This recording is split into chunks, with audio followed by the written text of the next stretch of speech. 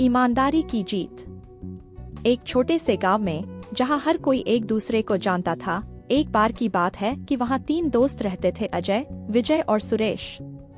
वे सभी बहुत होशियार और बहादुर थे। उनकी दोस्ती की मिसाल पूरे गांव में दी जाती थी। एक दिन तीनों दोस्त खेलते खेलते गांव के किनारे वाले जंगल में पहुंच गए। वहां उन्हें एक पुरानी टूटी फूटी झोपड़ी दिखाई दी। तीनों ने उत्सुकता से उस झोपड़ी के अंदर जाने का फैसला किया। झोपड़ी के अंदर उन्होंने देखा कि एक बक्सा रखा हुआ था। बक्से के पास ही कुछ अजीब आवाजें भी आ रही थीं।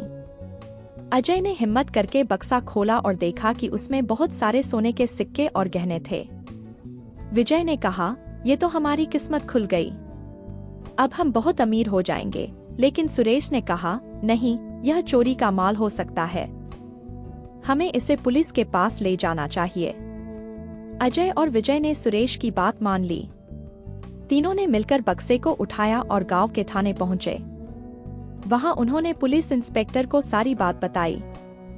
इंस्पेक्टर ने बच्चों की बहादुरी और ईमानदारी की बहुत तारीफ की और बताया कि यह गहने और सिक्के कुछ दिनों पहले एक बड़े घर से चोरी हुए थे।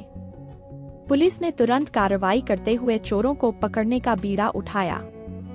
कुछ ही दिनों में पुलिस ने चोरों को गिरफ्तार कर लिया और चोरी का सारा माल वापस उसके असली मालिक को लौटा दिया। गांव वालों ने बच्चों की बहादुरी और ईमानदारी की खूब सराहना की। उन्होंने बच्चों को इनाम भी दिया।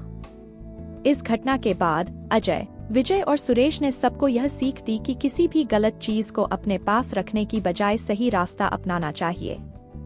इस घटना से गांव वालों ने भी सीखा कि बच्चों की समझदारी और ईमानदारी से कितना बड़ा फर्क आ सकता है। तीनों दोस्तों की कहानी अब गांव में हर किसी को प्रेरणा देने लगी। नैतिक। इस कहानी का नैतिक यह है कि ईमानदारी सबसे बड़ी नीति है। किसी भी परिस्थिति में हमें हमेशा सही और ईमानदार रास्ता अपनाना चाहिए। ईमानदारी और बहादुरी से ही असली विजय मिलती है और जो सही काम करता है उसे हमेशा सही परिणाम मिलता है।